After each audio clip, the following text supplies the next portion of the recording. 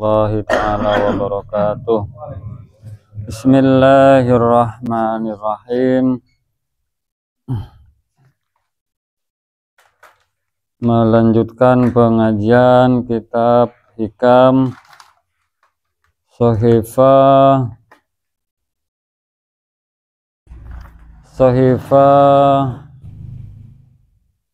11.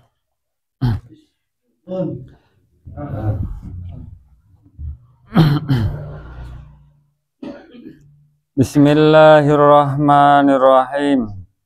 Qala al-musannifu rahmatullah alaihi wa nafa'ana bi'ulumihi fid dharaini amin. Bismillahirrahmanirrahim. Alhamdulillahi rabbil alamin. Wassalatu wassalamu ala asrafil anbiya wal mursalin Sayyidina Muhammadin wa ala alihi wa sahbihi ajma'in at-tahirin, amma ba'du. Qala al-musannifu rahmatullah alaihi wa nafa'ana bi'ulumihi fid dharaini amin. Melanjutkan pengajian kitab Syarah Hikam Shahifah 11. Bismillahirrahmanirrahim. Idfin wujudaka fi ardil humuli. Idfin, hendaklah memendam, mengubur. Siapa kamu? Wujudaka, kepada eksistensimu, kepada keadaanmu. Fi ardil humuli, hendaklah engkau memendam kepada keadaan dirimu. Fi ardil humuli, di dalam tanah.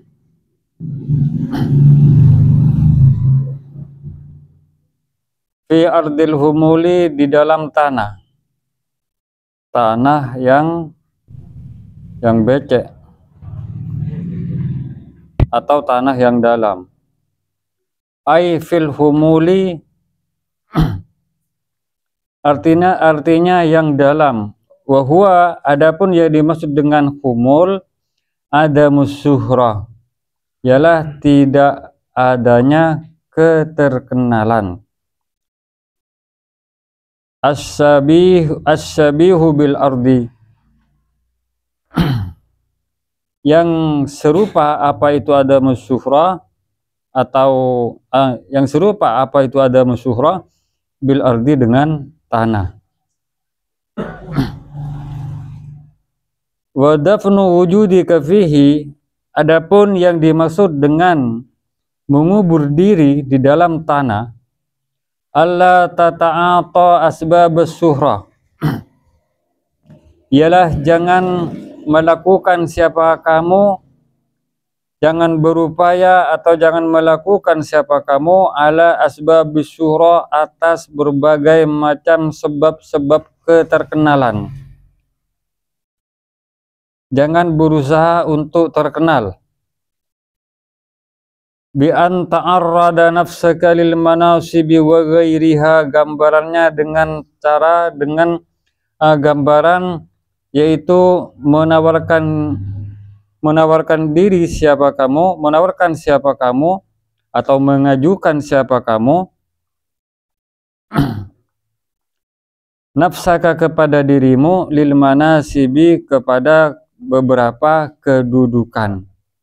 Jangan pernah menawarkan dirimu untuk menempati berbagai macam posisi atau kedudukan. Wa ghairiha, dan selainnya. Mimma, rupanya dari keadaan-keadaan, fihi, di dalam keadaan tersebut, intisyarus saiti, apa tersebarnya suara atau keterkenalan. Jangan berusaha untuk menjadi terkenal. Fa in salakta tariqa ba'da syuhratika, maka jika sudah berjalan siapa kamu, menjalani siapa kamu at-tariqa, kepada jalan, ba'da syuhratika, jika salakta menempuh siapa kamu at-tariqa, kepada tariqah, ba'da syuhratika, setelah terkenalmu. Bagaimana kalau sudah terlanjur terkenal? baru masuk ke dunia tasawuf atau masuk ke dunia sufi atau masuk ke dalam sebuah thariqah, tapi sudah terkenal sebelum ia masuk. Fal wajibu alaika, maka adapun yang wajib alaika atasmu at-tawadu'u, ialah harus bersikap tawadu. Wa alla tara, dan jangan sampai melihat siapa kamu, linafsika, kepada dirimu, maqaman, kepada sebuah posisi atau kedudukan. Jangan pernah merasa dirimu memiliki kedudukan. Wala tara ma anta fihi minal manasibi wa ghairiha syai'an 'azima, dan jangan sampai melihat siapa kamu, ma, kepada keadaan, anta, yang adapun kamu, fihi, ialah ada di dalam keadaan tersebut. Jangan sampai engkau melihat keadaanmu, minal manasibi, rupanya daripada keadaan-keadaan kedudukan-kedudukan tinggi, wa ghairiha, dan lainnya. Jangan sampai engkau melihat kedudukan tinggi yang engkau miliki saat ini, jangan sampai melihat syai'an, kepada sesuatu, adiman, yang hebat. Bal taro, bahkan sepantasnya engkau hendaklah melihat, bal taro, bahkan melihat siapa kamu, annal khaira, bahwa sesungguhnya yang baik, fi tarkihi, ialah di dalam meninggalkan kedudukan tersebut. Lakin, akan tetapi, la tatrukuhu, tidak meninggalkan siapa kamu, kepada kedudukan tinggi tersebut, illa bi isyarati ustadika, kecuali dengan adanya petunjuk daripada gurumu. Aw bi idznin ilahin, atau dengan adanya izin yang bersifat ilahi. Sehingga para aulia, para solihin pada masa-masa dulu, ulama-ulama salaf kita, beliau sangat menghindari untuk menjadi orang yang terkenal atau diagung-agungkan. Bahkan ada sebuah cerita,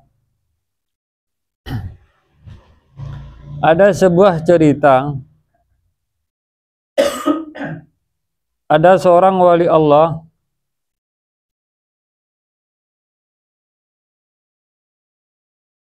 di mana beliau pernah diceritakan oleh Rasulullah bahwa orang tersebut adalah seseorang yang mustajabud doa, doanya terkabul, sehingga para sahabat waktu itu oleh Rasulullah dianjurkan untuk meminta doa kepada orang tersebut. Itu cerita yang umum, namanya Uwais Al-Qarani. Beliau walaupun sezaman dengan Rasulullah, akan tetapi beliau tidak pernah berjumpa dengan Rasulullah, maka beliau tetap dikatakan tabi'in, karena beliau hanya berjumpa dengan sahabat, tidak berjumpa dengan Rasulullah, walaupun sezaman. Artinya beliau ada pada masa Rasulullah masih hidup, cuma belum pernah berjumpa dengan Rasulullah. Karena jarak, beliau orang Yaman, Rasulullah ada di Madinah waktu itu. Apa yang terjadi dengan orang tersebut? Setelah orang tersebut disebut-sebut oleh Rasulullah bahwa doanya sangat mustajabah, maka tentu saja banyak sahabat yang ingin meminta doa kepada orang tersebut.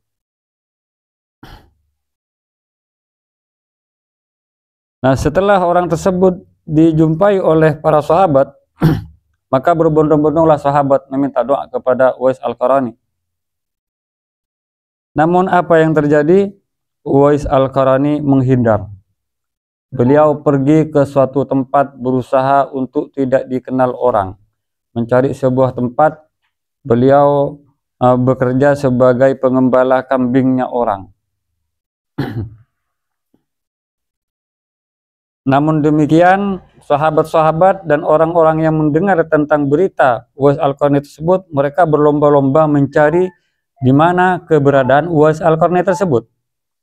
Akhirnya walaupun beliau menyamar sebagai pengembala kambing, tetap beliau ditemukan sama orang.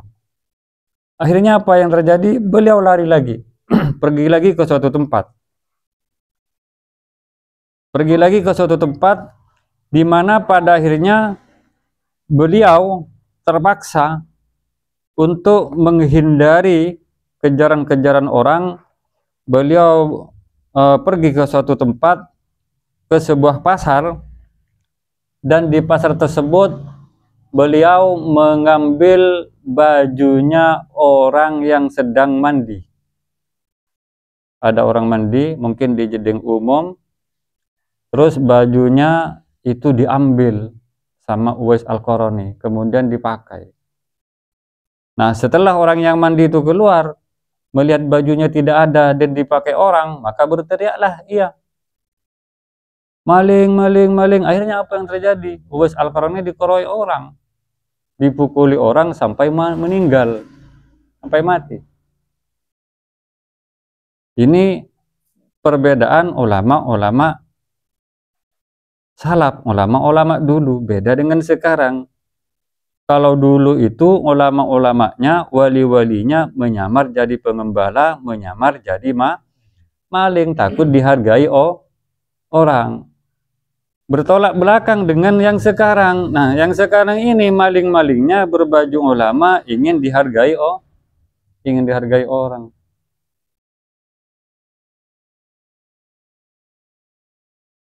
Banyak kejadian-kejadian semacam ini karena ulama-ulama dahulu memang sangat takut dirinya dikenali orang. Bahkan beliau berani mengorbankan nyawanya, berani mengorbankan harga dirinya untuk tidak dihargai orang. Itu perbedaannya.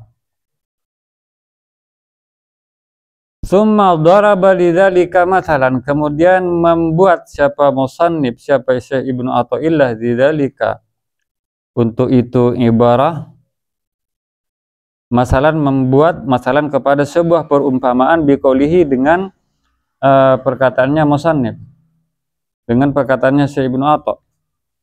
Apa kata Syekh Ibnu Atha? Kenapa kita harus menenggelamkan keberadaan kita? Kenapa kita harus berupaya untuk tidak dikenal orang?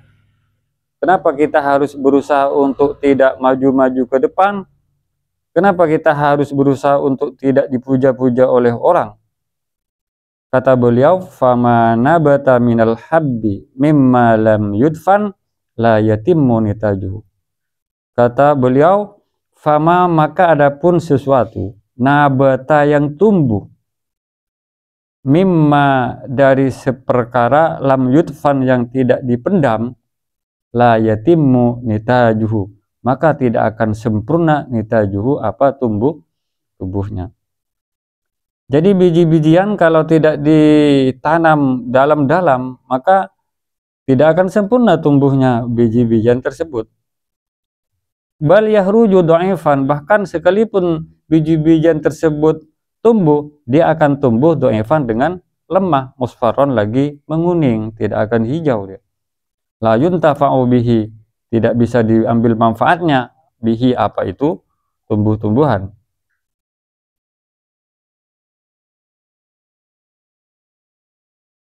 La yuntafa'u bihi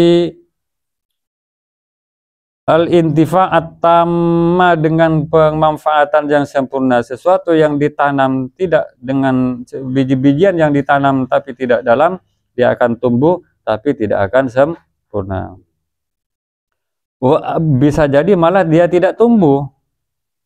Wa idza lam yambut, dan jika biji-bijian tersebut sudah tidak tumbuh, fal ghalibu, maka yang umum ayal taqitahu ta'iru, akan memungut kepada bunga tersebut atau iru apa? Burung. Akhirnya dipatok burung. Fala yuntafa'u bihi aidan, maka tidak bisa diambil manfaatnya juga bihi apa itu? Biji-bijian. Wa kadzalika as-saliku, begitu juga as-saliku, orang yang berjalan menuju Allah. Idza ta'ata, ketika ia melakukan asbabus syuhrati, kepada sebab-sebab terkenal, fi bidayatihi, pada awal mula ia masuk ke dalam dunia tasawuf, qalla ayyaflaha, maka sangat sedikit ayyaflaha apa ia bisa beruntung, fi nihayatihi, pada akhir daripada suluknya. Wa biqadri tahaqquqihi biwasfil humul, maka dengan sebesar kesungguhannya dengan menyifati dirinya dengan humul, menenggelamkan diri, yatahaqqaqu, maka akan nyata lahu bagi dirinya maqamul ikhlas, apa kedudukan ikhlas. Sebesar apa ia mampu menenggelamkan keberadaan atau eksistensi dirinya, maka sebesar itu pula ia akan memperoleh kedudukan ikhlas. Fama bena amrihi fil ibtida'i alal firari minal khalqi, maka adapun dasar daripada urusan suluknya salik fil ibtida'i pada awal mula ia masuk ke dalam dunia tasawuf ialah alal firar. Dasarnya ialah berada, pondasinya ada di atas firar, menjauh, lari, menjauh minal khalqi, daripada makhluk. Wa ihmalidzikri, dan menyembunyikan keterkenalan dirinya. Wa adamis hubbis suhrati, dan tidak adanya keinginan kesukaan terkenal. Hatta idza faniyat awsafu, sehingga ketika sudah fana apa sifat-sifatnya. Wa baqiya bi rabbih, dan tetap bi rabbih berada dekat dengan Tuhannya.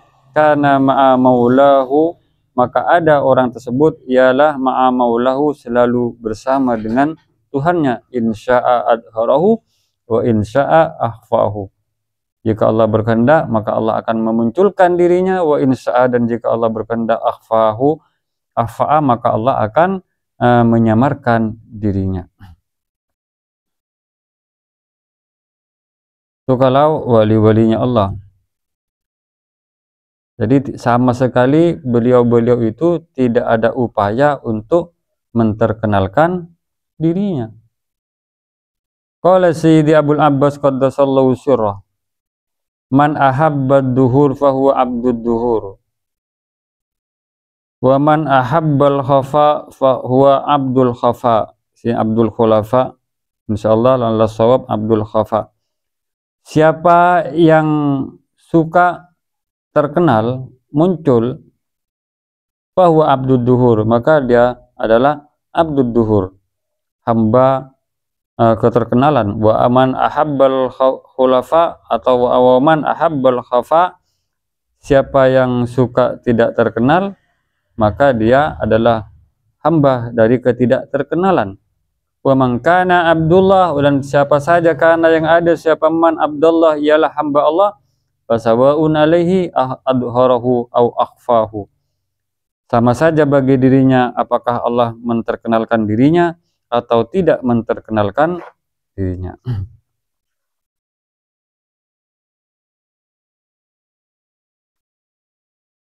Beginilah kebiasaan-kebiasaan daripada ulama-ulama masa dahulu.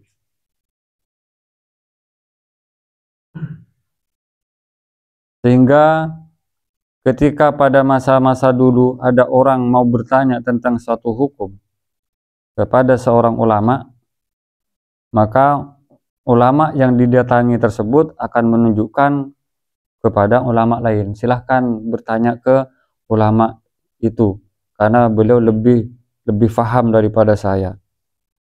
Setelah sampai ke ulama yang ditunjuk yang kedua, ulama yang kedua pun akan menunjuk, sampean silahkan bertanya kepada ulama yang sana, di sana lebih paham daripada saya. Begitulah terus sampai pada akhirnya kembali kepada yang pertama.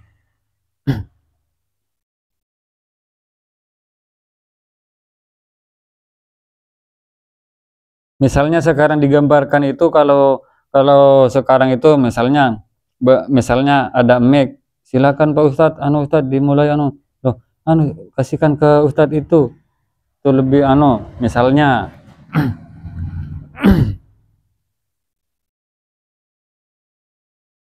Jadi beliau-beliau semua merasa yang lain itu lebih pantas daripada dirinya, sehingga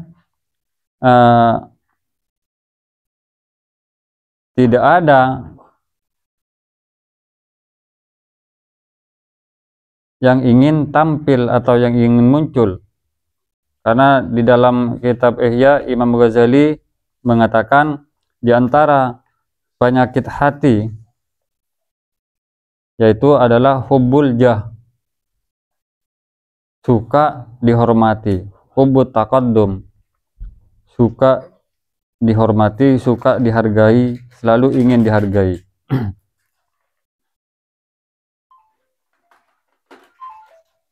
Jadi mungkin pengajian kali ini sampai di sini, karena kalau dilanjutkan ini agak panjang.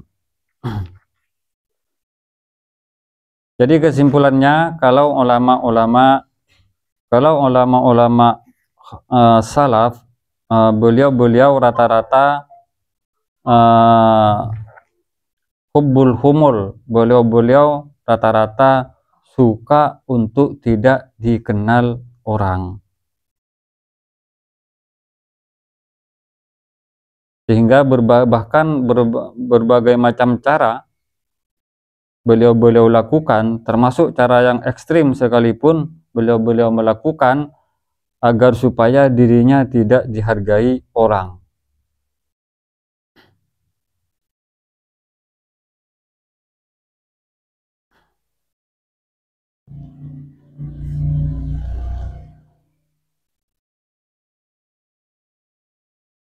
Untung nengi daerah Kanja nikah, nengi daerah Rokporok nikah, itu yang terjadi. Itu kalau daerah-daerah lain. Daerah-daerah lain, nikah kita nyebut hati saya ke emak. Nikah kadang sa RT masjid teduan. Kenapa? Pada terus ketika tua. Banyak kan yang terjadi? Banyak. Kenapa? Mereka semua terotetia ketua, terotetia kota takmir, pada terotetia imam masjid. Rokoro, alhamdulillah. Tidak ada yang seperti itu di Rokoro. Alhamdulillah.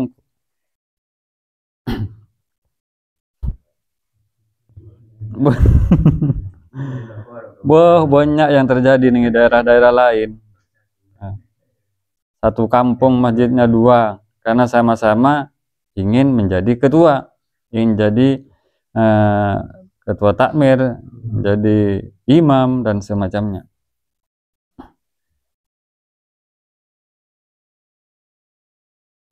Macam-macam orang sekarang. Misalnya bakna tak esoro teti imam tahdilan, ada pas. Jadi salahin bedaan sih mereka nih kamu, menerkan aja alhamdulillah sobong. Nirok-korok sobongku, alhamdulillah. Engko nirok-korok, alhamdulillah. Coba pun pariksa nih daerah-daerah lain umpian. Belum pok gelok untuk lentar katisa-tisa. Cek terona kira tadi imam masjid.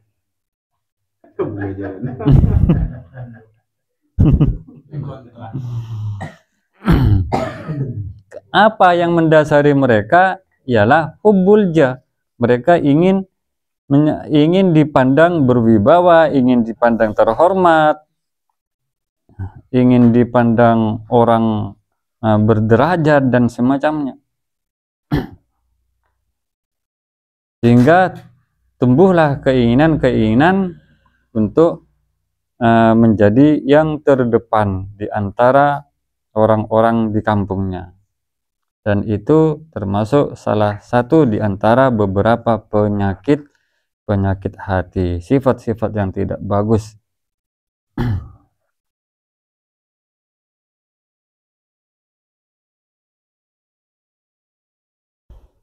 Kemudian selanjutnya manafa'al qalba uzlatun yadhulu biha maida nafikratin. Tidaklah berguna kepada hati seseorang yadhulu biha, yang masuk dengan hatinya, maida nafikratin, ke dalam medan pikiran-pikiran. Apa syai'un mislu uzlatin. Jadi uzlah, nyepeh, uzlah menjauhkan diri dari hiruk pikuk kehidupan, itu tidaklah bermanfaat ketika pikirannya terus berjalan. Ila akhirih, wallahu a'lam bishawab, wa nafa'ana wa iyyakum. Al-Fatihah. Bismillahirrahmanirrahim. Alhamdulillahirabbil alamin. Shiratal ladzina an'amta 'alaihim ghairil maghdubi 'alaihim waladdallin. Assalamualaikum warahmatullahi wabarakatuh.